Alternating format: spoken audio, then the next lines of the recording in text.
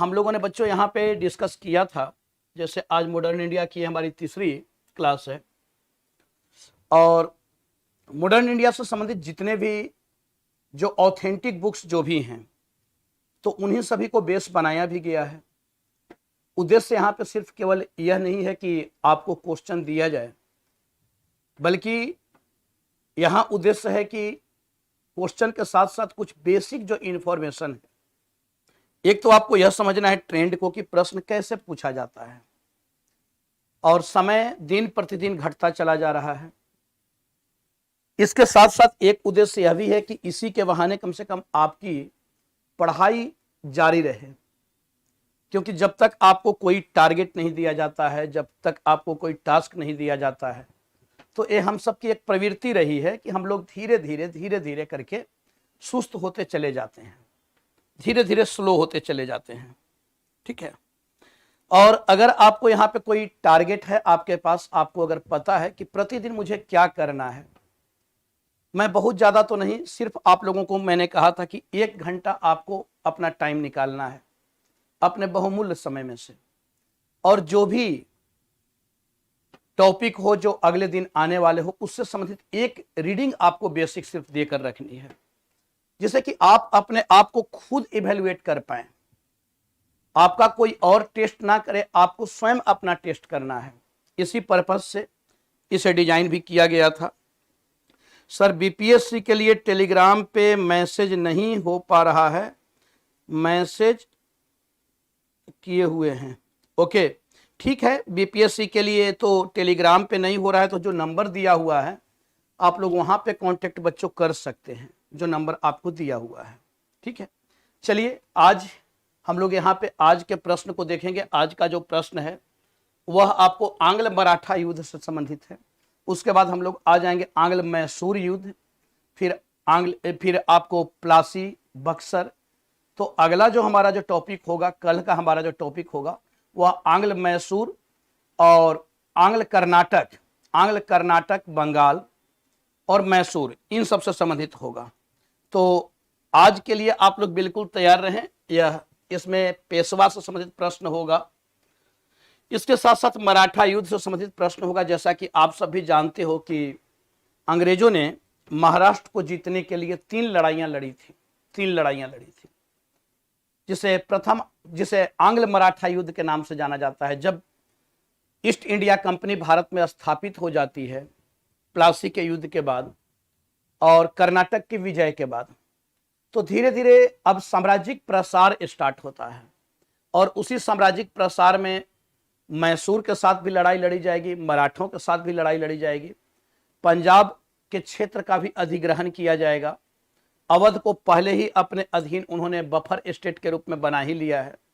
तो अब धीरे धीरे कंपनी का साम्राज्यिक प्रसार हो रहा है, और इसी साम्राज्यिक प्रसार से संबंधित हम लोग आज के सेशन को देखेंगे जो मराठों के संदर्भ में होगा।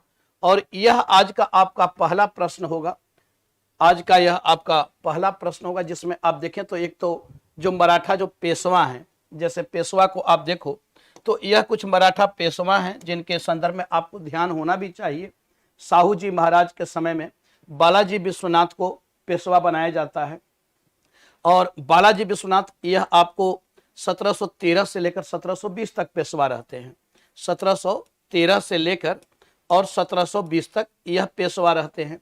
पेशवा यानी प्रधानमंत्री के समान हुआ करता था, और शिवाजी के प्रशासन का जो अष्ट प्रधान था उसमें यह छत्रपति के बाद दूसरा स्थान रखता था पेशवा। फिर आगे चलकर 1720 से 40 आपको बाजीराव प्रथम पेशवा बनते हैं, बाजीराव प्रथम जो बालाजी विश्वनाथ के ही पुत्र थे। उसके बाद फिर बाजीराव प्रथम के बाद फिर बाजीराव पेशवा बनते हैं 1740 से लेकर 1761, और इन्हीं के समय पानीपत का युद्ध होता है। फिर आप देखते हो तो बाजीराव के बाद फिर माधवराव पेशवा बन रहे हैं। योग्य पेशवा थे जिन्होंने मराठों की खोई हुई शक्ति को, पानीपत के उस हार को कम से कम करने का काम किया, और दक्कन के क्षेत्र पर अपना प्रभावी नियंत्रण इन्होंने बनाए रखा। इसके बाद फिर माधवराव के बाद, चूंकि माधवराव की मृत्यु क्षय रोग से हो जा रही है, और उसके बाद नारायण राव पेशवा बनते ही इनके छोटे भाई नारायण राव। फिर नारायण राव की हत्या कर दी जाती है इन्हीं के चाचा के द्वारा, जिनका नाम है रघुनाथ राव, जो इतिहास में राघोवा के नाम से बच्चों जाने जाते हैं। उसके बाद फिर इन्हीं के अल्पवयस्क पुत्र नारायण राव के माधव नारायण राव पेशवा बनते हैं और इनके समय में एक परिषद स्थापित किया जाता है, क्योंकि यह अल्पवयस्क हैं तो एक संरक्षक परिषद जिसे बार भाई काउंसिल कहा जाता है, जो नाना फडणवीस की अध्यक्षता में गठित होता है। और उसके बाद फिर आप देखते हो तो बाजीराव द्वितीय, यह आपको पेशवा बनते हैं, तो जो रघुनाथ राव के ही बेटे हैं, और यह अंतिम पेशवा हैं बाजीराव द्वितीय। तो इस प्रकार से इन सभी पेशवाओं के क्रम को भी आप लोगों को कम से कम एक नजर में ध्यान रखना चाहिए। इनके विषय में महत्वपूर्ण उपलब्धियों को भी आपको जानना चाहिए। आते हैं हम लोग बच्चों आज के प्रश्न पे, और आज का यह सबसे पहला प्रश्न है। गुड मॉर्निंग सभी लोगों को। हाँ, गुड मॉर्निंग जी। चलिए, तो खेड़ा की लड़ाई जो 1707 में लड़ी गई थी, किनके बीच लड़ी गई थी? खेड़ा का युद्ध बहुत ही इंपॉर्टेंट युद्ध है। एक तरफ आप देख रहे हो कि 1707 में आपको उधर औरंगजेब की मृत्यु हो रही है, और औरंगजेब की मृत्यु के बाद उधर भी एक युद्ध होता है, उत्तराधिकार का युद्ध, जिसे जजाऊ का युद्ध कहा जाता है, जिसे हम लोगों ने पिछले क्लास में देखा था लेटर मुगल पीरियड में, जो मुअज्जम आजम और काम बख्श के बीच लड़ा जाता है, जिसमें मुअज्जम की जीत होती है और मुअज्जम बहादुर शाह के नाम से सत्ता पर बैठता है।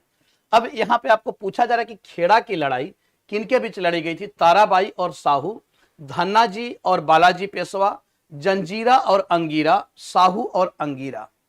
अब यह किनके बीच में लड़ी गई है? और आप लोगों की ओर से जो आंसर आ रहा है, जो मैं देख पा रहा हूं, दीपांशु ने दिया है ए, भावना ने ए, रोशन ने ए, रोहित ने ए, इंद्रजीत ए, विनय ए, शैलेंद्र ए, अमित ए, रिद्धि ए, संगीता ए, खुशी बी, नवीस ए, ओके, स्नेहा ए, उमेश ए, अनीता बी। चलिए देखते हैं इसका सही आंसर कौन सा है। बैटल ऑफ खेड़ा जो अक्टूबर 1707 में लड़ा गया, फाउट बिटवीन, तो आप देखो कि जब इधर औरंगजेब की मृत्यु हुई और मराठे चूंकि मजबूत स्थिति में थे, और औरंगजेब ने साहू जी महाराज को उनको कैद कर रखा था, तो उसने क्या किया कि जब सत्ता पर आता है बहादुर शाह प्रथम, तो इसने जानबूझकर मराठों के बीच लड़ाई लगवाने के लिए इसने साहू जी महाराज को कैद से मुक्त करवाया।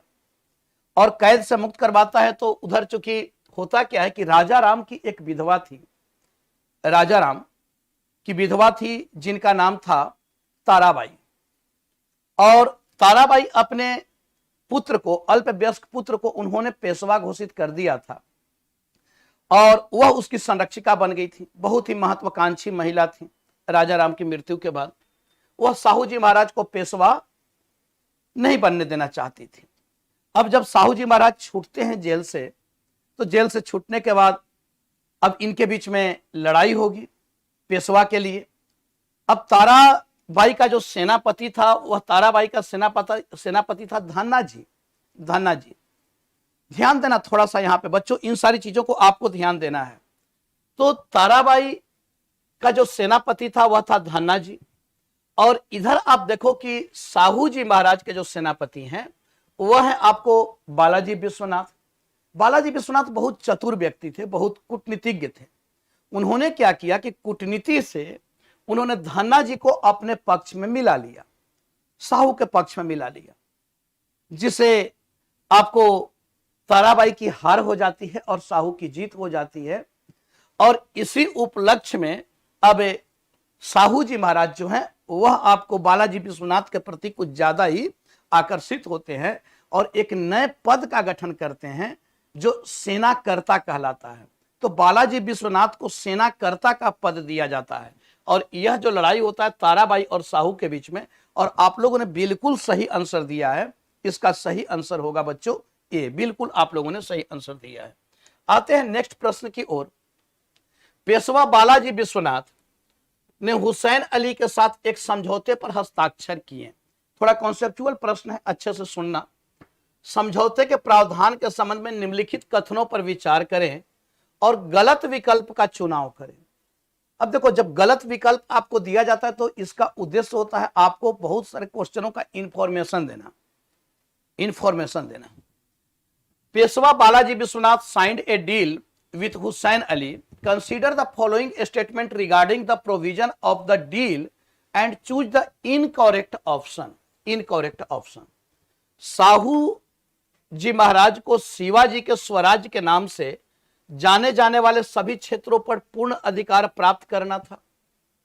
यानी पेशवा बालाजी विश्वनाथ और हुसैन अली के बीच संधि के विषय में, जो आपको हुसैन अली कौन थे यह तो आपको पता ही होगा। यह आपको कौन थे? ये हुसैन अली और अब्दुल्ला खां, ये थे ना दो भाई जो मुगल साम्राज्य में किंग मेकर की भूमिका निभा रहे थे, जिन्हें सैयद बंधु के नाम से जाना जा रहा है। तो हुसैन अली और अब्दुल्ला खां ये दोनों भाई थे। अब आप देखो तो यहां पे पूछा जा रहा है कि इनके बीच जो संधि हुआ, किनके बीच? बालाजी विश्वनाथ और हुसैन अली के बीच जो एक संधि होता है, जो समझौता होता है, समझौता में क्या है? साहू को शिवाजी के स्वराज के नाम से जाने वाले सभी क्षेत्रों पर पूर्ण अधिकार प्राप्त करना, साहू को मुगल बादशाह को 10 लाख रुपए की वार्षिक राजस्व भी देनी थी, मराठों को केवल मराठा राज्य से चौथ और सरदेशमुखी लेने की इजाजत थी, साहू की मां और अन्य रिश्तेदारों को मुगल कैद से रिहा करना था। इसमें क्या आखिर दोनों के बीच जो संधि होता है उसमें कौन सा गलत है? तो यहां Shahu was to get in full position all the territories known as Shivaji Swaraj. Shahu was also to pay an annual tribute of 10 lakh rupees to the emperor. The Marathas were allowed to collect Chauth and Sardeshmukhi from Maratha estate only. The mother and other relatives of Sahu were to be released from Mughal captivity. अब इसमें से कौन सा गलत है? गलत विकल्प आपसे पूछा जा रहा है। और मैं जो देख पा किंग मेकर की भूमिका निभा रहे थे, तो इनके बीच क्या समझौता होता है? उस समय आपको जो सत्ता पर बैठा होता है वह बैठा हुआ है फर्रुख सियर, और फर्रुख सियर इन भाइयों की हत्या करवाना चाहता है, इनके प्रभाव से मुक्त होना चाहता है। इस बात की जानकारी हुसैन अली को लग जाती है। अब हुसैन अली वह मराठों से संपर्क करता है और मराठों से संपर्क करके कहता है कि अगर आप फर्रुख सियर की हत्या करने में हमारी मदद करेंगे या फर्रुख सियर की हत्या कर देंगे और अगला जो मुगल बादशाह बैठेगा तो उसके साथ मैं आपको ये सारे अधिकार दिलाऊंगा। तो कौन सी संधि हुई थी जिसे मराठा इतिहास में मैग्ना कार्टा की संज्ञा दिया गया है? तो बच्चों देखो, यहां पे यह जो संधि होता है कि साहू जी को शिवाजी के स्वराज के नाम से जाने जाने वाले स्वराज क्षेत्र, जिनको शिवाजी ने जीता था, सभी क्षेत्रों पर पूर्ण अधिकार प्राप्त हो जाएगा। बिल्कुल सही है। संधि में यह भी था कि जिन जिन क्षेत्रों को शिवाजी ने जीता है वो सारा क्षेत्र साहू जी को मिल जाएगा। यह भी है कि इसमें मुगल कोई हस्तक्षेप नहीं करेंगे। ध्यान पूर्वक सुनना, साहू को मुगल बादशाह को 10 लाख रुपए की वार्षिक राजस्व भी देनी होगी। इस संधि में यह भी था कि साहू जी महाराज मुगल शासक को 10 लाख रुपए वार्षिक भी देंगे इन अधिकारों के बदले में। तो इसमें यह भी संधि के शर्तों में था। मराठों को केवल मराठा राज्य से चौथ और सरदेशमुखी लेने की इजाजत थी। मैंने एक चीज आप लोगों को शुरू में ही बताया था कि बच्चों, जब भी ऐसा अगर आए, the Maratha were allowed to collect chauth and sardeshmukhi from Maratha state only, तो जब भी ऐसा शब्द आए तो उसको क्या करना है?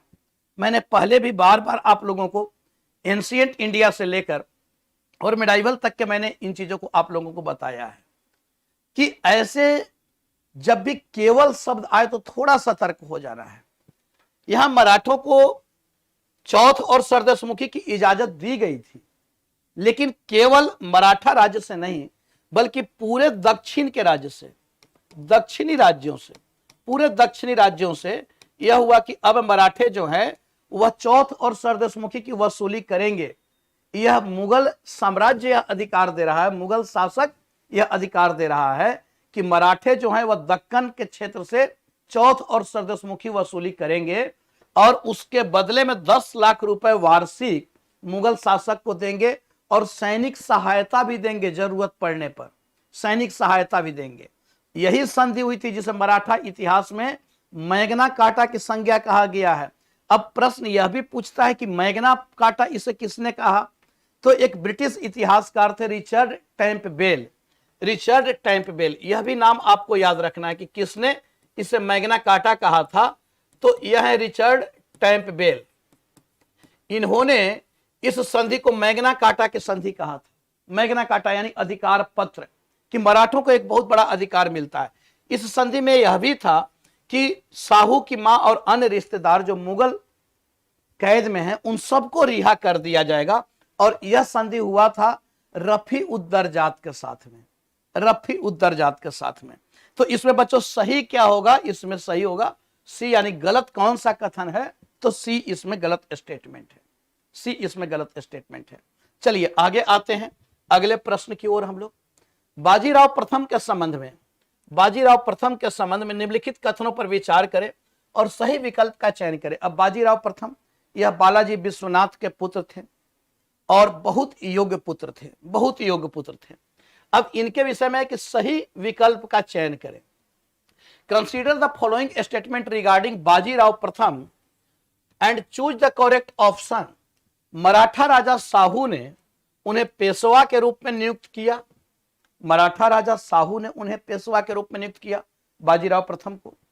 वह शिवाजी के बाद गुरिल्ला रणनीति के सबसे बड़े प्रतिपादक थे। He was the greatest exponent of guerrilla tactics after Shivaji. उन्होंने हिंदू पदशाही के आदर्श का प्रचार और लोकप्रिय किया। He preached and popularized the idea of Hindu Padshahi. उपरोक्त सभी, all the above। अब आपसे पूछा जा रहा है कि बाजीराव प्रथम के संबंध में क्या सही है, बाजीराव प्रथम के संदर्भ में। और जैसा कि मैं देख पा रहा हूं आप लोगों की ओर से, तो बाजीराव प्रथम आप देखो तो यह आपको 1720 से लेकर और 1740 तक यह पेशवा रहते हैं। साहू जी महाराज के द्वारा ही इनको पेशवा नियुक्त किया गया था। यह बालाजी विश्वनाथ के पुत्र थे और बहुत योग्य थे। और जब इनको पेशवा नियुक्त किया गया तो साहू जी महाराज कहते हैं कि आप सच में योग्य पिता के योग्य पुत्र हैं, इसमें कोई संदेह नहीं, आप योग्य पिता के योग्य पुत्र हैं।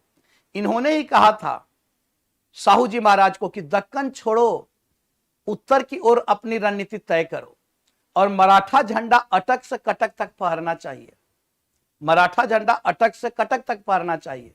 इनका ही स्टेटमेंट था, बाजीराव प्रथम का ही, कि हमें इस जर्जर वृक्ष के तने पर प्रहार करने चाहिए, शाखाएं तो अपने आप गिर जाएंगी।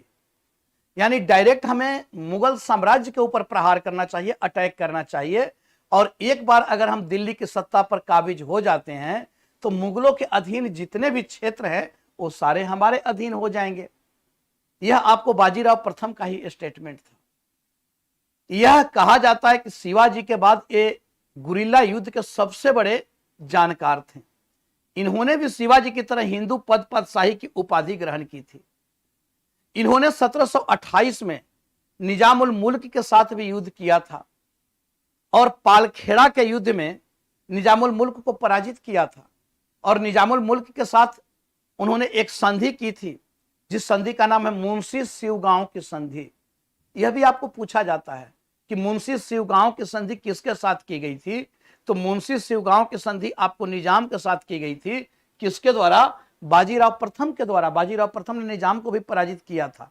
इन्होंने ही कहा था कि मराठा झंडा कटक से अटक तक फहरना चाहिए। यह आपको मुगलों को उत्तराधिकारी बनना चाहते थे।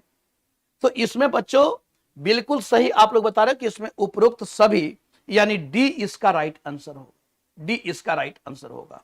तो इसको जरूर आप लोग ध्यान रखना, इसमें बहुत सारे इंफॉर्मेशन है जो बाजीराव प्रथम के संदर्भ में आपको दिया जा रहा है। नेक्स्ट आते हैं, बहुत इंपॉर्टेंट यह भी ट्रीटी है, संगोला संधि, संगोला समझौता के संबंध में निम्नलिखित कथनों पर विचार करें और गलत विकल्प का चयन करें। Consider the following statement regarding Sangola agreement and choose the incorrect option. Sangola agreement, Sangola treaty, Chhatrapati Sahu ने बालाजी बाजीराव के साथ संगोला समझौते पर हस्ताक्षर किया था। इस समझौते से मराठा राजा ने अपनी सारी शक्ति पेशवा को सौंप दिया था। संगोला संधि के तहत निजाम ने फ्रांसीसी द्वारा प्रशिक्षित अपनी पैदल सेना की मदद से मराठों का मुकाबला किया था। झलकी की संधि पेशवा और निजाम के बीच की गई थी। Treaty of Jhalki was signed between Peshwa and Nizam. अब इसमें से कौन सा गलत है, तो गलत विकल्प आपको पूछा जा रहा है कि इसमें से कौन सा गलत है संगोला के संधि के संदर्भ में। चलिए, तो इसका आप लोग जल्दी से कमेंट सेक्शन में बच्चों आप लोग इसका आंसर बताएं कि संगोला संधि के संदर्भ में निम्नलिखित कथन पर विचार करें और गलत विकल्प चुनें। छत्रपति साहू ने बालाजी बाजीराव के साथ संगोला समझौते पर हस्ताक्षर किया। देखो, यह जो संगोला की संधि है यह आपको 1750 में हो रही है, साहू जी के मृत्यु के बाद। साहू जी के मृत्यु के बाद यह संधि हो रही है। साहू जी के मृत्यु के बाद राजा राम द्वितीय वह आपको पेशवा बनते हैं, राजा राम द्वितीय के साथ संधि हो रही है और छत्रपति बनते हैं राजा राम द्वितीय, और इधर आपको पेशवा बन रहे हैं बालाजी बाजीराव।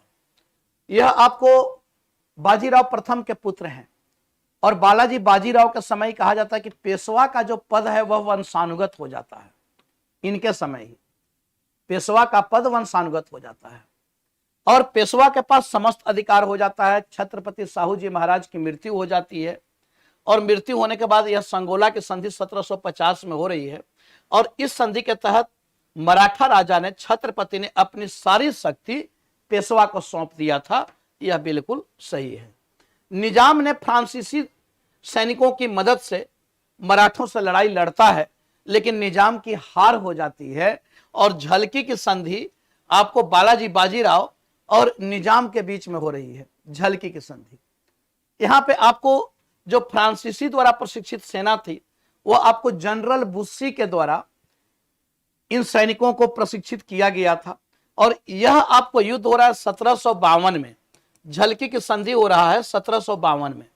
निजाम और मराठों के बीच में युद्ध होता है, उसके बाद 1752 में झलकी की संधि हो रही है। तो यह ध्यान रखना है, संगोला संधि 1750 किसके साथ, तो पेशवा बालाजी बाजीराव और राजा राम द्वितीय के बीच में, राजा राम द्वितीय के बीच में। झलकी की संधि किसके साथ, तो यह आपको निजाम और पेशवा बालाजी बाजीराव के साथ में। यह संधि 1752 में हो रही है और इस समय आपको साहू जी महाराज के साथ नहीं हुआ था बल्कि राजा राम द्वितीय के साथ हुआ था। इसलिए पहला स्टेटमेंट बच्चों क्या होगा, यह पहला स्टेटमेंट गलत हो जाएगा। हाँ, राज्य का संपूर्ण अधिकार पेशवा के अधीन आ गया। बिल्कुल शैलेंद्र, राज्य का संपूर्ण अधिकार पेशवा के अधीन आ जाता है। तो इसमें गलत कौन सा है, तो 4 का ए गलत स्टेटमेंट है। क्लियर है। आते हैं अगले प्रश्न की ओर। पानीपत की तीसरी लड़ाई। पानीपत की तीसरी लड़ाई के संबंध में निम्नलिखित कथनों पर विचार करें और गलत विकल्प का चयन करें। गलत विकल्प का चयन करें, कौन सा गलत है। Consider the following statement regarding the third battle of Panipat and choose the incorrect option. Ahmad Shah Abdali ने पंजाब पर मराठा नियंत्रण की स्थापना का विरोध किया था। Abdali oppose the establishment of Maratha control over Punjab. Vishwasrao Maratha सेना का असली कमांडर थे। Vishwasrao was the real commander of Maratha forces. Awadh के नवाब रोहिल्ला प्रमुख नजबुद्दौला ने अब्दाली का समर्थन किया था। The Rohilla chief Najibuddaula the nawab of Awadh supported Abdali. Rajput Sikh और जाट ने मराठा का समर्थन नहीं दिया था। The Rajput Sikh and Jat did not supported the Maratha. अब इसमें से कौन सा गलत है, आपको गलत पूछा जा रहा है। इसमें से कौन सा गलत है। तो इसका जल्दी से आप लोग कमेंट सेक्शन में आंसर बताएंगे कि इसमें से कौन सा गलत। 1761 में यह पानीपत की तीसरी लड़ाई है।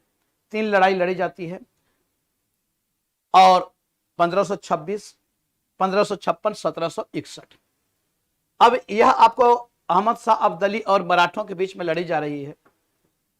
अहमद शाह अब्दाली इसलिए विरोध करता है क्योंकि पंजाब के क्षेत्र पर मुगलों ने मराठों के अधिकार को मान्यता दे दिया था, जिसका विरोध अहमद शाह अब्दाली ने इसका किया था। तो यह बिल्कुल सही है। विश्वासराव मराठा सेना के असली कमांडर थे। विश्वासराव देखो असली कमांडर नहीं थे, बल्कि विश्वासराव जो थे वह आपको बालाजी बाजीराव के बेटा थे। बालाजी बाजीराव के बेटा थे और उस समय युद्ध का जो नेतृत्व कर रहे थे वह सदाशिवराव भाव थे। सदाशिवराव भाव थे। यह 12 वर्ष के ही थे विश्वासराव। बहुत योग्य व्यक्ति थे, बहुत योग्य व्यक्ति थे। लेकिन चूंकि युद्ध का क्या होगा यह इनके ऊपर दे दिया गया था, जिसके वजह से थोड़ा सा मतभेद हो जाता है।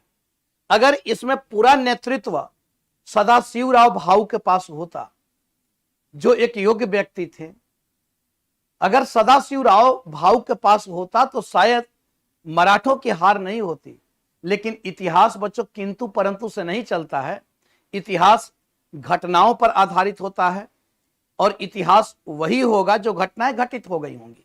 तो इसमें आप देखें कि विश्वासराव नहीं बल्कि सदाशिवराव भाव असली कमांडर वह थे, लेकिन नेतृत्व करने का अधिकार किसको दिया? यानी विश्वासराव भाव नहीं बल्कि सदाशिवराव भाव थे, लेकिन युद्ध में नेतृत्व का अधिकार विश्वासराव को दे दिया गया था। यह इस युद्ध का हार का कारण बनता है। अवध के नवाब नजबुद्दौला ने अब्दाली का समर्थन किया था, बिल्कुल सही है। नजबुद्दौला ने अहमद शाह अब्दाली का समर्थन किया था, यह सही है। राजपूत, सिख और जाट ने भी मराठों का समर्थन नहीं दिया था, बिल्कुल सही है। क्योंकि मराठों की जो चौथ और सरदेशमुखी की नीति थी, इसने सबको दुश्मन बनाकर रखा था। ना तो राजपूतों ने इनका साथ दिया, ना सिखों ने साथ दिया और ना जाटों ने साथ दिया। इनकी अपनी भी कमी रही, क्योंकि अभी तक मराठे जो थे वह छापेमार युद्ध में सिद्धहस्त थे, मैदानी युद्ध लड़ने के वे आदी नहीं थे। अगर यही लड़ाई बिंद के घाटी में होता तो इसमें कोई डाउट नहीं कि मराठों की जीत नहीं होती। मराठे मैदानी क्षेत्र के अभी आदी नहीं थे, खुले मैदान में लड़ने के आदी नहीं थे। और इन्होंने एक तो गलती यह किया कि ये अपने केंद्र से काफी दूर चले गए। दूसरा कि इनको सप्लाई चेन बंद हो गया, सप्लाई चेन बंद हो गया, इन लोगों ने किसी ने साथ नहीं दिया। तीसरा यह कि मराठों की गति भी कम गई थी। गति इसलिए कम गई क्योंकि अब मराठों के द्वारा अब महिलाओं को भी युद्ध में लेकर जाया जाने लगा। यह भी एक हार का इनका कारण हुआ, जिससे राशन सामग्री की कमी पड़ गई। अब महिलाएं, बच्चे सभी युद्ध में पहुंचे हुए हैं। भाई आप लड़ाई लड़ने जा रहे हो, आप कोई तीर्थ यात्रा पर नहीं जा रहे हो, आप मनोरंजन करने नहीं जा रहे हो कि बच्चों को लेकर चल दिए, महिलाओं को लेकर चल दिए। अरे लड़ने जा रहे हो, वहां पे पत्नियां की क्या काम है कि आप अपने पत्नी के साथ जा रहे हो? तो यह भी इनके हार का एक कारण होता है। और यह आप देखते हो तो यहां पे इसमें गलत कौन सा है? तो गलत इसमें यह है, गलत इसमें बी है। क्लियर है? क्लियर है? चलिए आगे बढ़ते हैं, अगले प्रश्न की ओर बच्चों हम लोग आते हैं। अपने पतियों के साथ, अब देखो, अपने पतियों के साथ युद्ध के मैदान में जाने वाली महिलाओं की प्रथा को किसने प्रोत्साहित किया था? किसने प्रोत्साहित किया था? सदाशिवराव भाव, रघुनाथ राव, बालाजी राव, माधव राव। किसने प्रोत्साहित किया था कि भाई पत्नियां भी चलेंगी, महिलाएं भी चलेंगी? यह किसने प्रोत्साहित किया था? ठीक है सर, असली कमांडर तो नियुक्ति बालाजी बाजीराव के द्वारा तो विश्वास राव को ही किया गया था, और राजा सूरजमल तो मराठा के साथ ही नहीं। देखो, कमांडर नियुक्त किया गया विश्वास राव को, लेकिन पूरा जो असली जो कमांडर युद्ध का तो सबसे मेन तो सदाशिवराव भाव ही थे ना। अब दो दो हैं सेनापति सदाशिवराव भाव और कमांडर आप बना दिए इनको, तो दोनों में तो मतभेद हो ही जाएगा। तो यह दिक्कत यहां पे था। ठीक है, तो हाँ, इसमें साथ युद्ध के मैदान में जाने वाली महिलाओं की प्रथा को किसने, तो यह सदाशिवराव भाव ने ही किया था, क्योंकि सेनापति यही थे। इन्होंने ही महिलाओं को भी, यानी महिलाओं की प्रथा को, जो युद्ध के मैदान में पतियों के साथ जाने की जो परंपरा है, यह इनके द्वारा ही लाई गई थी, और यह एक हार का बहुत बड़ा कारण बनता है। नेक्स्ट प्रश्न की ओर हम लोग आते हैं। निम्नलिखित में से किस पेशवा की मृत्यु क्षय रोग से हो गई थी? क्षय रोग से हो गई थी। नारायण राव, रघुनाथ राव, बाजीराव प्रथम, माधवराव, ये सभी पेशवा ही हैं, ये सभी पेशवा हैं। Who among the following Peshwa died due to tuberculosis? Narayan Rao, Raghunath Rao, Bajirao प्रथम या माधवराव? अब इसमें से किस पेशवा की मृत्यु क्षय रोग से हो गई थी? क्षय रोग से किस पेशवा की मृत्यु हुई? इसका ये बड़ा फैक्चुअल प्रश्न है, और इसका आंसर आप लोग की ओर से आना चाहिए कि कौन सा पेशवा था जिसकी मृत्यु क्षय रोग से होती है। कहा जाता है कि पानीपत की हार से जितना मराठों को नुकसान नहीं हुआ, उतना इस पेशवा की मृत्यु से मराठों को नुकसान हो गया। और वह पेशवा कौन सा था? तो आप लोग की ओर से आंसर आ रहा है कि पानीपत के युद्ध के समय पेशवा कौन था? बालाजी बाजीराव। ठीक है, पहले पेशवा बालाजी विश्वनाथ, दूसरे पेशवा बालाजी बाजीराव प्रथम। पेशवा थे कौन? बाजीराव प्रथम, पानीपत के युद्ध के समय। और उसके बाद पेशवा कौन बन रहे हैं? क्योंकि जैसे ही पानीपत के युद्ध की खबर मिलती है कि भाई दो मोती विलीन हो गए और सोने चांदी का कोई पता ही नहीं, दो मोती मतलब सदाशिवराव भाव और विश्वासराव की मृत्यु हो गई, और सोने चांदी का तो कोई पता ही नहीं। अब इस बात की सदमा इतना लगी, इतना पेशवा को लगी कि पेशवा की मृत्यु हो जाती है। लेकिन क्षय रोग से उस पेशवा की मृत्यु नहीं हुई थी, बाजीराव प्रथम की नहीं। अगला पेशवा आपको कौन बन रहे हैं? अगला पेशवा आपको बन रहे हैं माधवराव बनते हैं। नेक्स्ट पेशवा बाजीराव प्रथम के बाद माधवराव पेशवा बनते हैं, और इस पेशवा की मृत्यु हो जाती है 1772 में। 1761 से लेकर और 1772 तक यह पेशवा होते हैं। 1772 तक माधवराव बड़ा ही योग्य पेशवा थे बच्चों, बड़ा योग्य पेशवा थे। और इस पेशवा की मृत्यु ने जितना क्षति पानीपत के युद्ध से मराठों को नहीं हुआ था, उतनी क्षति इस पेशवा की मृत्यु से होती है, उतनी क्षति इस पेशवा की मृत्यु से होती है। इसके बाद फिर पेशवा बनाए जाते हैं इनके ही छोटे भाई माधवराव के बाद नारायण राव पेशवा बनाए जाते हैं। लेकिन नारायण राव की हत्या कर दी जाती है उन्हीं के चाचा रघुनाथ राव के द्वारा। तो यह जो किस पेशवा की मृत्यु क्षय रोग से, बहुत इंपॉर्टेंट है, ये बहुत इंपॉर्टेंट है। और यह पेशवा है माधवराव, माधवराव जिनकी मृत्यु आपको क्षय रोग से होती है। बड़ा योग्य पेशवा थे, मराठों की खोई हुई प्रतिष्ठा को इन्होंने फिर से स्थापित कर दिया था, और दक्षिण में अपनी स्थिति को इन्होंने मजबूत कर दिया था। तो यह इसका सही ऑप्शन होगा बच्चों डी। नेक्स्ट प्रश्न की ओर हम लोग आते हैं। माधव नारायण राव के संबंध में निम्नलिखित कथनों पर विचार करें और गलत विकल्प का चयन करें। अब माधव राव के बाद नारायण राव, और नारायण राव के बाद माधव नारायण राव पेशवा बन रहे हैं। माधव राव, फिर नारायण राव, फिर माधव नारायण राव, जिसे नारायण राव द्वितीय भी कहा जाता है या माधव राव द्वितीय भी कहा जा रहा है। तो यह अब देखो कि अब इनके विषय में पूछा जा रहा है कि माधव नारायण राव के संबंध में पेशवा पे ही है। नाना फडणवीस ने माधव नारायण राव को पेशवा के रूप में मान्यता दिया। Nana Phadnavis recognized Madhav Narayan Rao as a Peshwa. मराठों ने खरदा की लड़ाई में निजाम को पराजित किया। मराठे डिफिएटेड निजाम in the battle of Khardah. ऐसा माना जाता है कि उसने आत्महत्या कर लिया था। माधव नारायण राव, ऐसा माना जाता है कि उसने आत्महत्या कर लिया था। वह रघुनाथ राव के मरणोपरांत पुत्र थे। वह रघुनाथ राव के मरणोपरांत पुत्र थे। अब यह आपसे पूछा जा रहा है कौन सा इसमें सही होगा, ये कौन सा इसमें गलत है। तो यह बिल्कुल सही है कि नाना फडणवीस जो एक वयोवृद्ध मराठों के नेता थे, नाना फडणवीस, इन्होंने माधव नारायण राव को पेशवा के रूप में मान्यता दिया था।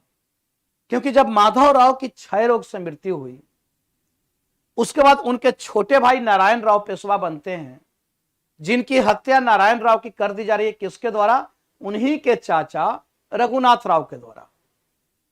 तो फिर उनके छोटे बेटे उनके बेटे अल्पवयस्क बेटे माधव नारायण राव को पेशवा बनाया जाता है, जिसको नाना फडणवीस ने मान्यता दिया और संरक्षक बने। एक बार भाई काउंसिल का गठन किया गया, बार भाई परिषद। तो यह बिल्कुल सही है। मराठों ने खरदा की लड़ाई में निजाम को पराजित किया था, यह भी बच्चों सही है।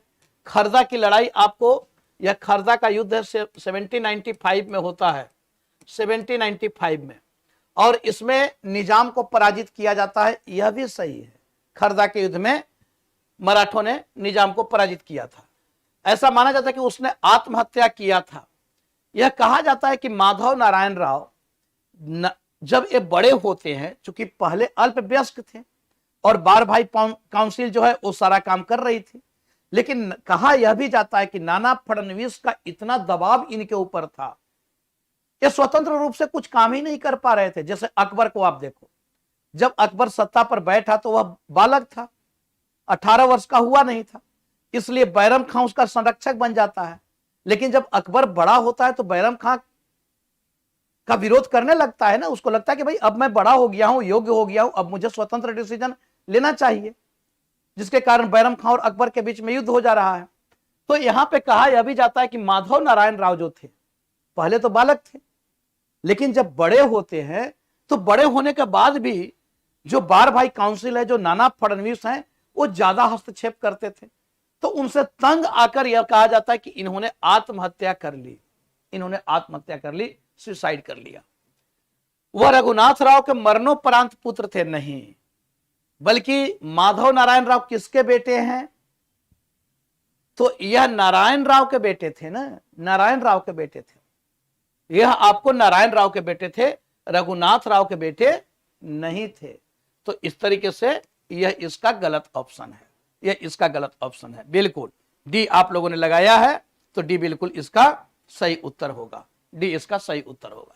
चलिए आते हैं हम लोग बच्चों अगले प्रश्न की ओर। पेशवा बाजीराव द्वितीय के संबंध में निम्नलिखित कथनों पर विचार करें और गलत विकल्प का चयन करें। बाजीराव द्वितीय अब अंतिम पेशवा की ओर आ गए। तीनों आंग्ल मराठा युद्ध उसके शासनकाल के दौरान हुए थे, तीनों आंग्ल मराठा युद्ध उसके शासनकाल के दौरान हुए थे। वह रघुनाथ राव के पुत्र थे, बाजीराव द्वितीय। All the 3 Anglo Maratha war took place during his reign, he was the son of Raghunath Rao. उन्होंने बसीन की संधि पर हस्ताक्षर किए और अंग्रेजों के सहायक संधि को स्वीकार कर लिया।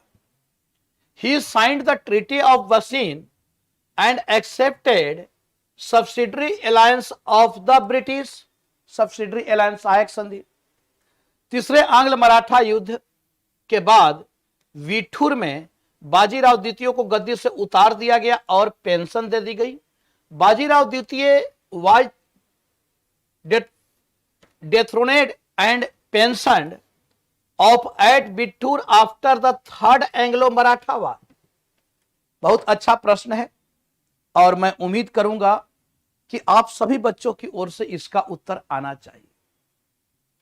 देखो यहां थोड़ी भी लापरवाही नहीं बरतनी है, क्योंकि ये इसलिए सेशन चलाया जा रहा है जिससे कि आपकी तैयारी हो और आप एग्जाम के करीब आए।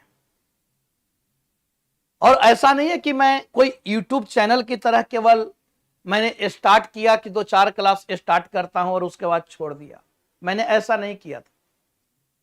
मैंने एक कमिटमेंट के साथ जो स्टार्ट किया था और आज तक उसमें मैं कायम हूं, आज तक उसमें मैं कायम हूं। क्योंकि हमारा यहां पे केवल और केवल उद्देश्य है कि आप सभी बच्चों जो एग्जाम दे रहे हैं, कम से कम इनको सही क्वेश्चन मिल जाए, एक प्रैक्टिस हो जाए। और सुबह उठते उठते आपकी प्रैक्टिस हो जाए। कम से कम इसी बहाने आप थोड़ा बहुत पढ़ लो कि कल मुझे टेस्ट देना है, अच्छा परफॉर्म करना है, चलो कुछ पढ़ ही लेते हैं। सिर्फ इस उद्देश्य से मैंने इसको स्टार्ट किया था। और मैं देख भी पा रहा हूं कि स्टार्टिंग में बहुत सारे बच्चे इसमें आए, लेकिन धीरे धीरे ऐसे ही रिजल्ट खराब नहीं हो रहा है। मुझे बहुत दुख भी होता है आज उन बच्चों को देखकर कि जो अपने लिए इतने लापरवाह कैसे हो सकते हैं, अपने लिए इतने लापरवाह कैसे हो सकते हैं। आपको पता है कि यही प्रोसेस है सेलेक्ट होने का, उसके बावजूद भी इतनी लापरवाही वो नहीं होनी चाहिए। अरे कुछ नहीं तो कम से कम इसके बहाने आपको 1-2 घंटा पढ़ने का टाइम मिल जा रहा है, आपके पास एक टारगेट हो जा रहा है कि अगले दिन मुझे क्या करना है, किस चीज की तैयारी करनी है, उस अपने लिए तो कम से कम पढ़ो। तो यहां पे इसका सही उत्तर क्या होगा, यानी गलत विकल्प का चयन आपसे मांगा जा रहा है। अब तीनों आंग्ल मराठा युद्ध को आप देखो तो यह तो हर बच्चों को पता होना चाहिए कि जो 3 आंग्ल मराठा युद्ध हुआ वह कब। पहला युद्ध होता है 1775 से 1782 के बीच में, 1775 से 1782 के बीच में। कैसे हुआ? तो इस समय पेशवा कौन था? क्या बाजीराव द्वितीय थे? नहीं। पेशवा इस समय कौन थे? इस समय पेशवा कौन थे? माधवराव नारायण राव, वह पेशवा थे। 12 भाई काउंसिल थी। रघुनाथ राव ने इसलिए हत्या किया था नारायण राव का क्योंकि वह पेशवा बनना चाहते थे, मराठा सरदार थे। अब वे पेशवा नहीं बन पाते हैं, इधर 12 भाई काउंसिल का गठन हो जाता है और मराठा सरदारों के द्वारा उनका विरोध किया जाता है। वे भागकर चले जाते हैं अंग्रेजों के शरण में और सूरत की संधि करते हैं 1775 में। उस समय अंग्रेजों की 3 प्रेसिडेंसियां थी बच्चों, एक आपको बंगाल, एक महाराष्ट्र और एक आपको मद्रास। 3 प्रेसिडेंसी थी अंग्रेजों की, 3 केंद्र थे।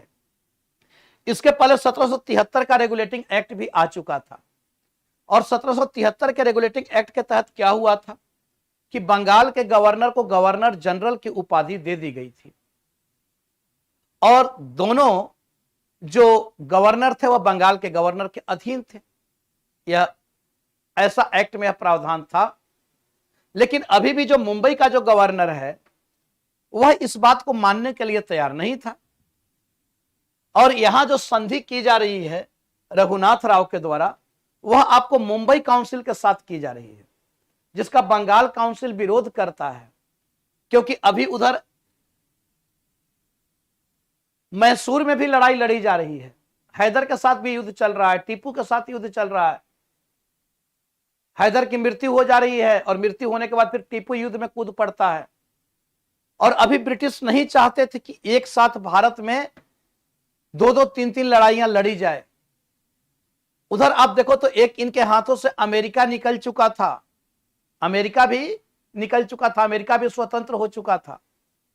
तो अभी अंग्रेजों की स्थिति, ब्रिटेन की स्थिति बहुत दयनीय थी। 18वीं सदी में घोर संकट से ब्रिटेन गुजर रहा था, हर तरफ ब्रिटेन के विरुद्ध मोर्चाएं बनी हुई थी।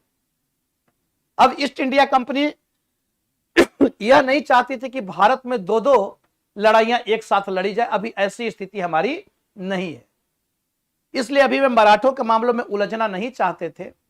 लेकिन जब रघुनाथ राव पेशवा नहीं बन पाया और जब वह भागकर अंग्रेजों के शरण में जाता है, मुंबई काउंसिल के साथ उसने संधि की, तो मराठों के साथ युद्ध की शुरुआत हो गई 1775 से 1782 और 1782 में सालबाई की संधि के तहत युद्ध को समाप्त घोषित किया जाता है।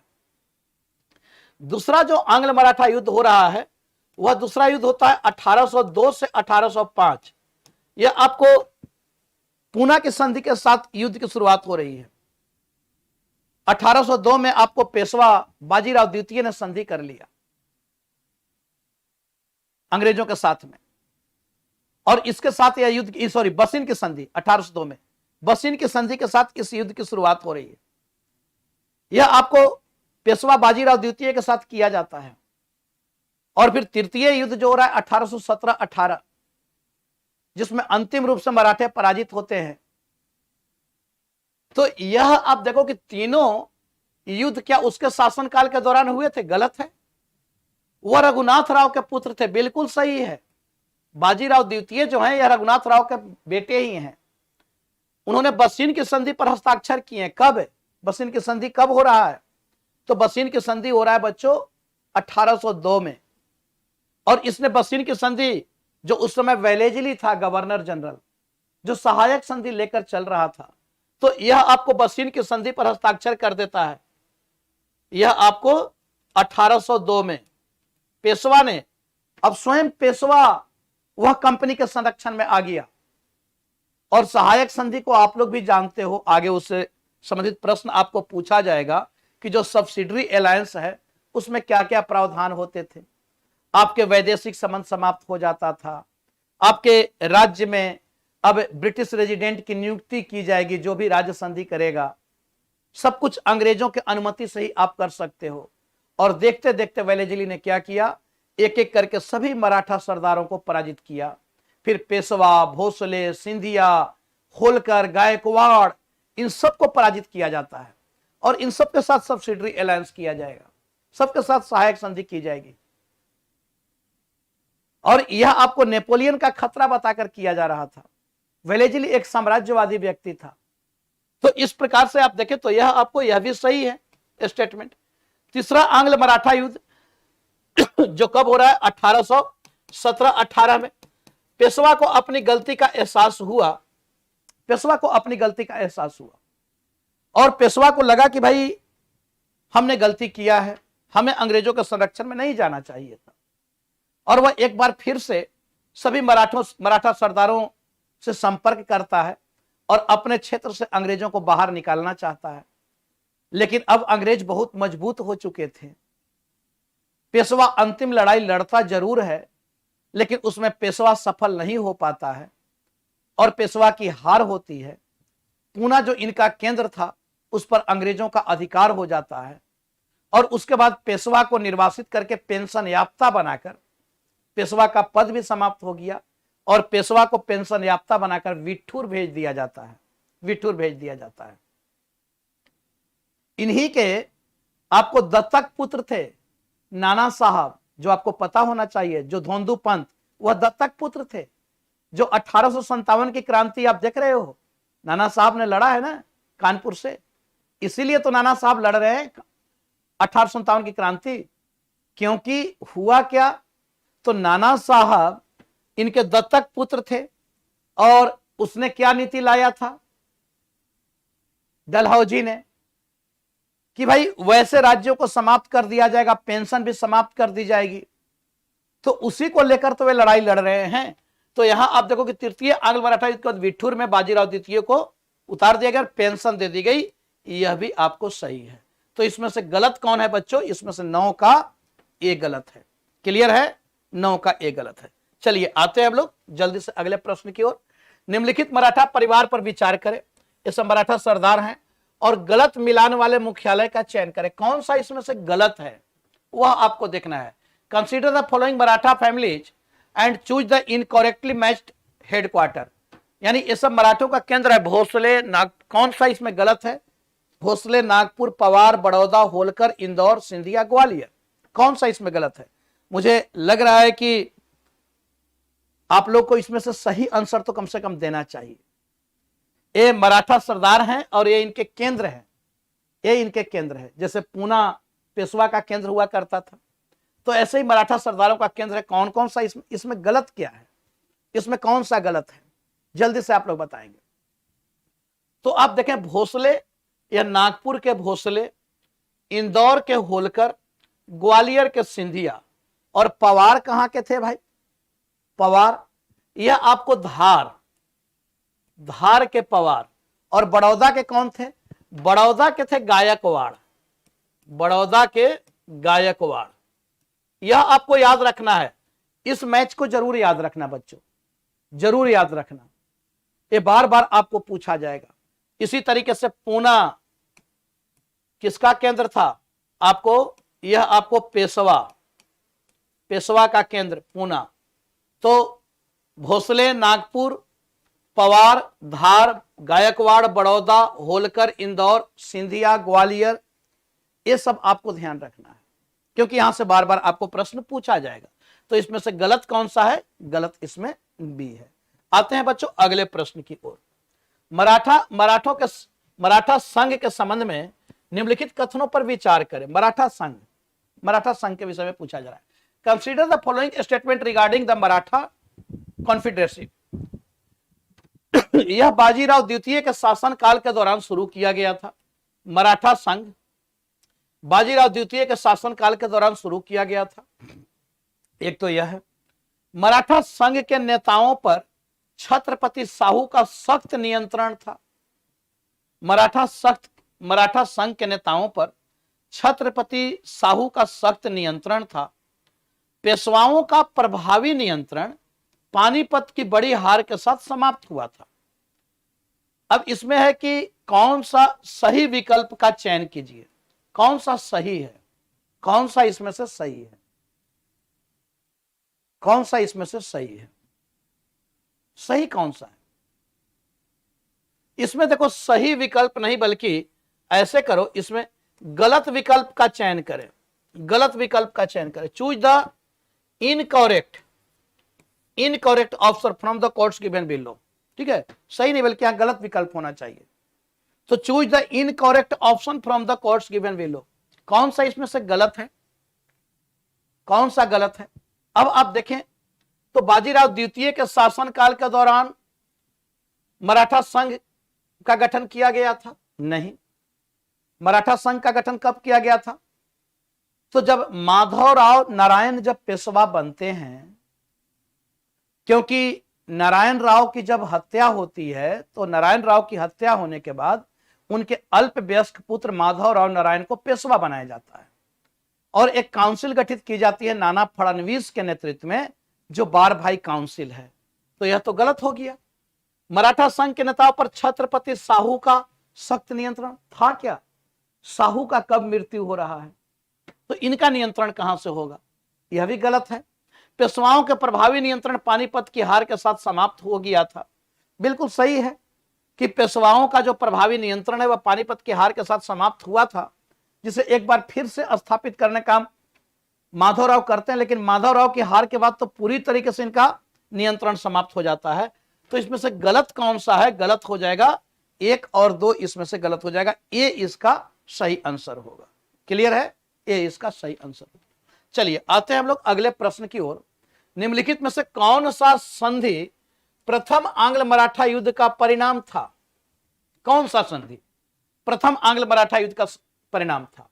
Which among the following treaty was the outcome of first Anglo Maratha war? Salbai की संधि, पूना की संधि, बसीन की संधि, वारणा की संधि। Treaty of Salbai, treaty of Poona, treaty of Bassein, treaty of Warna. कौन सी संधि इसमें है जो आपको प्रथम आंग्ल मराठा युद्ध कब हो रहा है? 1775 से 1782। और कोई भी अगर युद्ध होगा तो संधि के साथ ही समाप्त होगा ना, तो वह कौन सी संधि है? तो 1782 में सूरत की संधि के साथ युद्ध होता है, जो रघुनाथ राव करता है मुंबई काउंसिल के साथ, और 1782 में हो रहा है सालवाई की संधि, और सालवाई की संधि के साथ युद्ध की समाप्ति हो रही है। तो यह तो बिल्कुल फैक्चुअल प्रश्न है, और यह इसका सही आंसर क्या होगा बच्चों? इसका सही आंसर हो जाएगा ए। चलिए नेक्स्ट प्रश्न की ओर हम लोग आते हैं। द्वितीय आंग्ल मराठा युद्ध के कारणों के संबंध में निम्नलिखित कथनों पर विचार करें। द्वितीय आंग्ल मराठा युद्ध, और यह कब हो रहा है? 1802 से लेकर 1805 तक, जो द्वितीय आंग्ल मराठा युद्ध है। अभी अभी हमने चर्चा भी किया था, तीनों युद्ध का हमने चर्चा किया था कि 1775 से 82, 1802 से 5 और 1817, अच्छा 12, ये 13 हो जाएगा, 13 है ना, 13। द्वितीय आंग्ल मराठा युद्ध के दौरान लॉर्ड कॉर्नवालिस गवर्नर जनरल था। द्वितीय आंग्ल मराठा युद्ध के दौरान लॉर्ड कॉर्नवालिस गवर्नर जनरल था। ब्रिटिश सहायक संधि की नीति को आगे बढ़ाना चाहते थे, लेकिन मराठाओं ने मना कर दिया था। अब देखो द्वितीय आंग्ल मराठा युद्ध कब हो रहा है? 1802 से 5, ठीक है। तो द्वितीय आंग्ल मराठा युद्ध के दौरान लॉर्ड कॉर्नवालिस गवर्नर जनरल था। Lord Cornwallis was the governor general during the second आंग्ल मराठा वार। नेक्स्ट स्टेटमेंट में British wanted to pursue the policy of subsidiary alliance but Maratha refuse.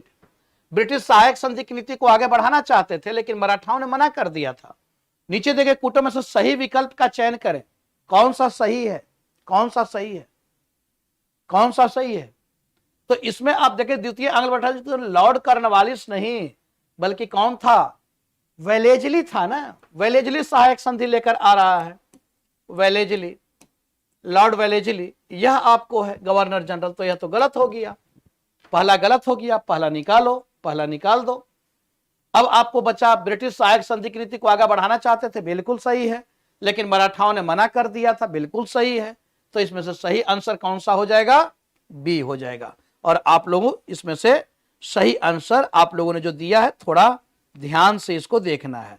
नहीं डी नहीं बल्कि 13 है, क्वेश्चन नंबर 13 है और 13 का आपको बी होगा। चलिए आते हैं हम लोग अगले प्रश्न की ओर। बहुत ध्यान से इसको आप लोग करना, बहुत अच्छा प्रश्न है। मैच करना है सूची 1 मराठा शक्तियों को सूची 2 ईस्ट इंडिया कंपनी के संधि का स्थान के साथ मिलाएं और सूचियों के नीचे दिए गए कूट का उपयोग करके सही उत्तर चुनें। मराठा शक्ति ईस्ट इंडिया कंपनी के साथ की संधि, ठीक है। Match list 1 Maratha powers with list 2 place of treaty with east India company and select the correct answer using the codes given below. अब कूट की सहायता से अब Maratha power place of treaty with east India company. अब पेशवा के साथ कौन सी संधि, होलकर के साथ कौन सी संधि हुई? इधर संधि है बसीन की संधि, राजघाट की संधि, देवगांव की संधि, सुरजी अर्जन गांव की संधि। ये सब संधियां बहुत इंपॉर्टेंट संधियां हैं। मुझे लगता है कि इसका आंसर आप लोग की ओर से आना चाहिए बच्चों, सही। इसका आंसर आप लोग की ओर से सही आना चाहिए। अब इसमें से कौन सी संधि है जो सही मैच है? मैच करना है, संधियों को मैच करना है। तो यहां आप देखो कि जो बसीन की संधि है बच्चों, यह किसके साथ हो रही है? यह आपको पेशवा के साथ। सही है या गलत है? यह सही है। 31 दिसंबर 1802, कब? 31 दिसंबर 1802 को यह संधि हो रही है पेशवा के साथ। पेशवा कौन? बाजीराव द्वितीय। अब इंदौर के होलकर के साथ हो रही है राजपुर घाट की संधि। राजपुर घाट की संधि, और राजपुर घाट की संधि कब हो रही है? राजपुर घाट की संधि, यह आपको संधि कब हो रही है? इंदौर के होलकर के साथ में, ठीक है। तो पेशवा के साथ 1802 में, भोसले के साथ आप देख रहे हो राजपुर घाट की जो संधि हो रही है वह होलकर के साथ हो रही है 1804 में। 1804 में भोसले के साथ देवगांव की संधि हो रही है। बिल्कुल सही है मैच भी, भोसले के साथ देवगांव की संधि। और यह 1803 में 17 दिसंबर 1803, 17 दिसंबर 1803। कभी कभी ऐसे आपको संधियों भी दे देगा मिलाने के लिए।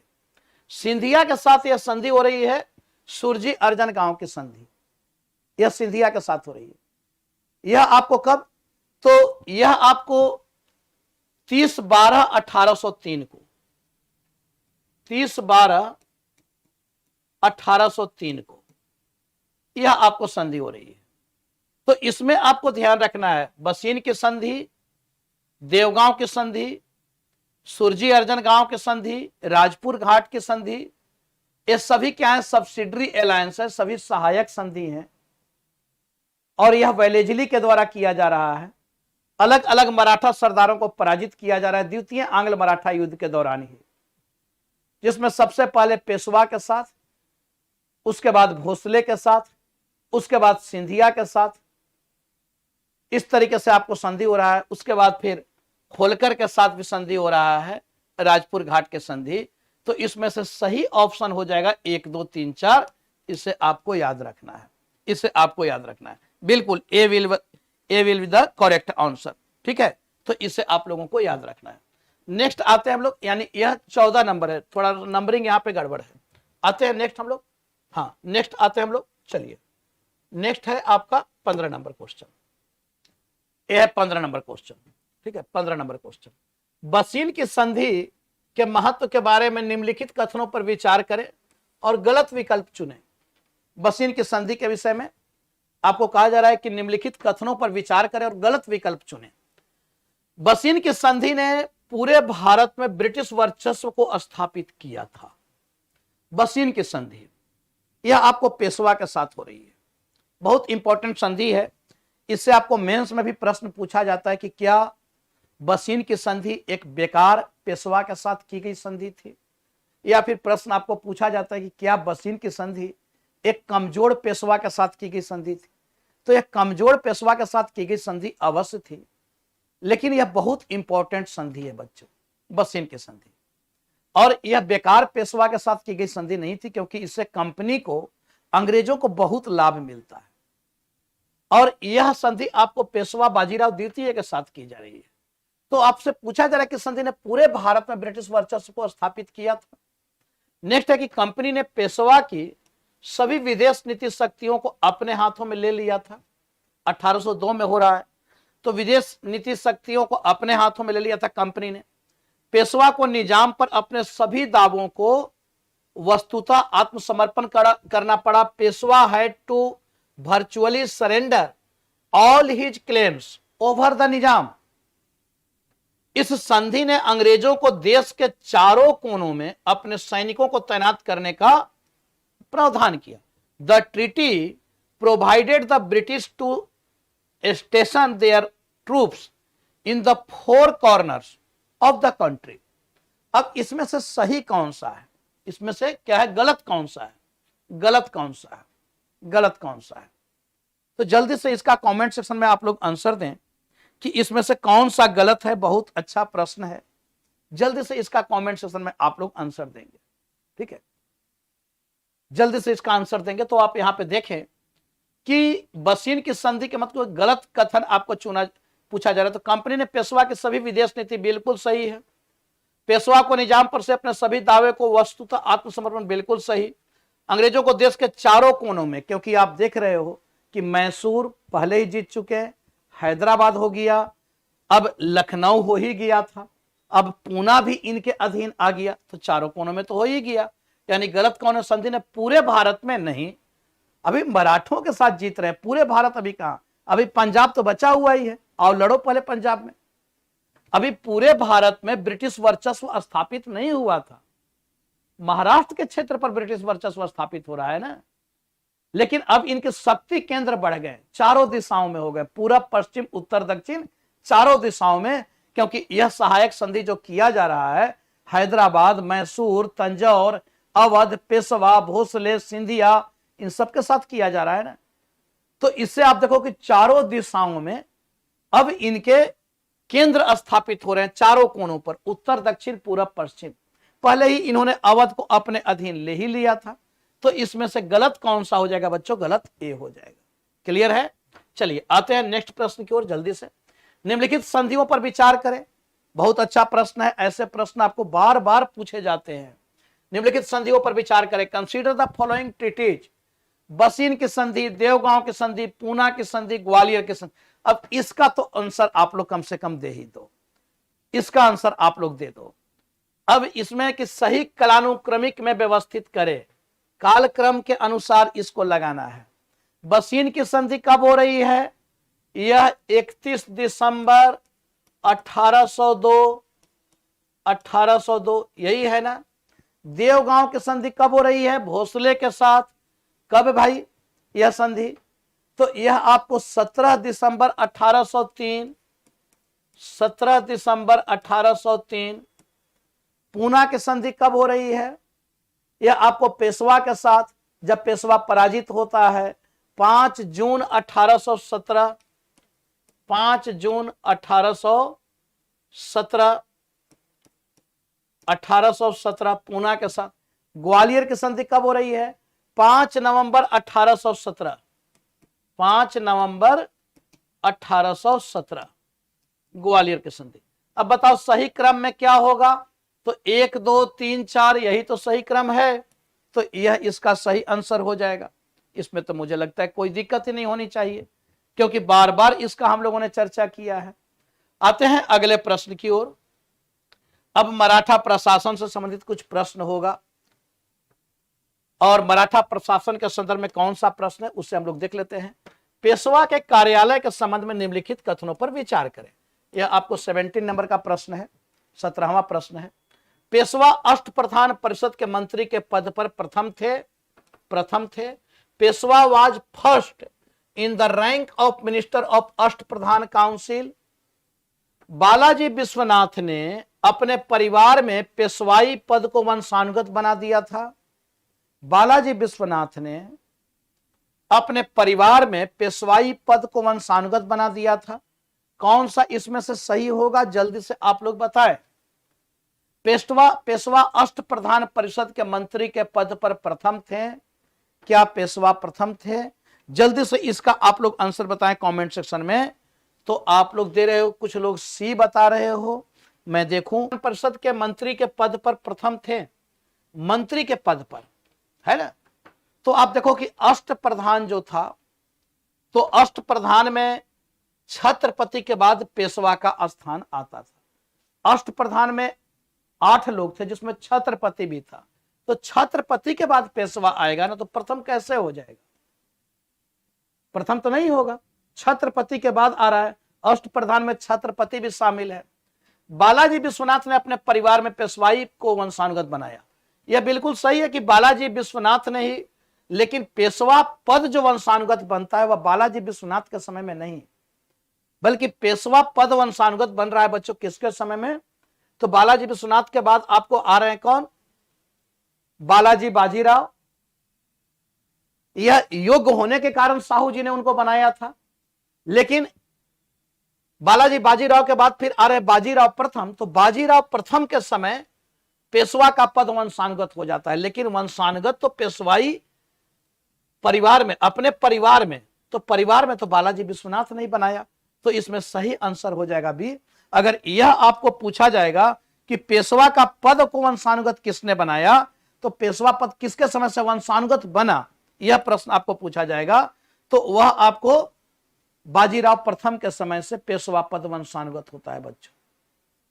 क्योंकि बालाजी विश्वनाथ पेशवा हैं, उनके बाद बालाजी बाजीराव, वह जब पेशवा बनाए जा रहे तो योग्य होने के कारण उनको पेशवा साहू ने बनाया। बल्कि यह किसने बनाया? तो यह आपको बाजीराव प्रथम के समय से, बाजीराव प्रथम सही। इसमें अगर सही से आप देखो, बिल्कुल सही, इसमें उपरोक्त में से कोई नहीं होगा, दोनों गलत है।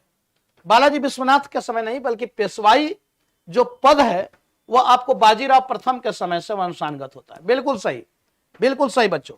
तो इसमें सही आंसर क्या होगा? इसमें सही आंसर हो जाएगा डी। यानी कथनों पर विचार करें तो इसमें से कौन सा सही विकल्प का चयन करें तो सही विकल्प होगा डी। कोई भी सही नहीं है, डी। यह ध्यान रखना है, बाजीराव प्रथम ने पेशवा पद को वंशानुगत बनाया, न कि बालाजी विश्वनाथ ने। क्लियर है? चलिए आते हैं हम लोग नेक्स्ट प्रश्न की ओर, और यह है आपको 18वां। मराठों के अधीन केंद्रीय प्रशासन विभाग के संबंध में निम्नलिखित कथनों पर विचार करें। बेरीज दफ्तर छत्रपति के नियंत्रण में था। ये सब देखो, प्रशासन से प्रश्न पूछा जाएगा, जरूर प्रश्न पूछा जाएगा। बेरीज दफ्तर छत्रपति के नियंत्रण में था। चालते दफ्तर सभी प्रकार के खातों के साथ लेन देन करता था और पूना में स्थित था। अब बेरीज दफ्तर छत्रपति के नियंत्रण में था, यह आपको पूछा जा रहा है। तो यह बेरीज दफ्तर और चालते दफ्तर, देखो 3 आपको दफ्तर आपको याद रखना। हुजूर दफ्तर एक हो गया, बेरीज दफ्तर और चालते दफ्तर, और एक है तीसरा आपको हुजूर दफ्तर। हुजूर दफ्तर, हुजूर दफ्तर, यह जरूर याद रखना आप लोग। हुजूर दफ्तर, यह जो हुजूर दफ्तर था, यह आपको हुजूर दफ्तर, यह पेशवा का सचिवालय कहलाता था। क्या? हुजूर दफ्तर, पेशवा का सचिवालय। यानी यह किसके अधीन है? यह आपको पेशवा के अधीन। और बेरीज दफ्तर और चालते दफ्तर, यह आपको किसके अधीन होता था? यह होता था आपको काउंसिल के अधीन, बार भाई काउंसिल के अधीन, नाना फडणवीस के अधीन। और यह आपको खातों के साथ लेन देन करता था, यानी क्या राजस्व आ रहा है, किसको लेना है देना है, तो यह बिल्कुल सही है, यह गलत है। तो 18 का क्या हो जाएगा, केवल बी सही होगा। चालते दफ्तर, बेरीज और चालते दफ्तर दोनों ही आपको खातों के लेन देन से संबंधित थे, राजस्व के आय व्यय से संबंधित थे, यह ध्यान रखना है, ठीक है। और हुजूर दफ्तर आपको यह पेशवा का सचिवालय होता था, पेशवा के अधीन, और बेरीज और चालते दफ्तर यह होते थे बार भाई काउंसिल यानी नाना फडणवीस के अधीन, पूना ही इनका भी केंद्र था। चलिए नेक्स्ट प्रश्न की ओर आते हैं, और आज के सेशन का यह हमारा अंतिम प्रश्न है, और मैं चाहूंगा कि आप में से सभी बच्चे इसका आंसर आज कम से कम दे, सही आंसर दे। तो अब मैं यहां तक देख लिया, गीता तक का आंसर आया। इसके बाद निम्नलिखित में से कौन से अधिकारी ग्राम प्रशासन के प्रभारी थे? Which among the following officers were in charge of village administration? Patel, Kulkarni, Chaugula, उपरुक्त सभी। कौन से अधिकारी, जल्दी आप बताएं, जल्दी आप लोग इसका आंसर बताएं। यह आज के सेशन का लास्ट प्रश्न है कि ग्राम प्रशासन के अधिकारी कौन होते थे? पटेल आपको गांव के राजस्व से संबंधित अधिकारी था, कुलकर्णी यह आपको लिपिक हुआ करता था, और चौगुला या कुलकर्णी का सहायक हुआ करता था। अगर कभी क्रमबद्धता में दे तो सबसे बड़ा अधिकारी पटेल, उसके नीचे कुलकर्णी, और कुलकर्णी के नीचे चौगुला। ये तीनों ग्राम प्रशासन से संबंधित अधिकारी होते थे। क्लियर? ग्राम प्रशासन का बड़ा अधिकारी पटेल, उसके नीचे कुलकर्णी जो लिपिक का काम करता था, और कुलकर्णी की सहायता के लिए चौगुला, यह भी ग्राम अधिकारी था। ये तीनों आपको ग्राम प्रशासन से संबंधित अधिकारी थे, इसलिए डी होगा। तो बहुत अच्छी बात है, आप लोगों ने लास्ट भी सही किया, और अंत भला तो सब भला। और कल जो हम लोग सेशन देखेंगे बच्चों, कल हमारा होगा यानी मैसूर और बंगाल, यानी प्लासी, मैसूर, ये सब पढ़कर आपको कल आना है। अभी हम लोग ब्रिटिश साम्राज्य का प्रसार देख रहे हैं, और साम्राज्यिक प्रसार में अब मैसूर को कैसे जीता जाएगा, फिर बंगाल को कैसे जीता जाएगा, कर्नाटक कैसे अधीन लाया गया, तो उससे संबंधित प्रश्न कल आपको पूछा जाएगा, और उसके लिए आप लोग तैयार रहना। कर्नाटक, मैसूर और बंगाल। क्लियर है? तो चलिए मिलते हैं हम लोग अगली क्लास में। आज के लिए बहुत बहुत धन्यवाद। थैंक यू सभी लोगों को।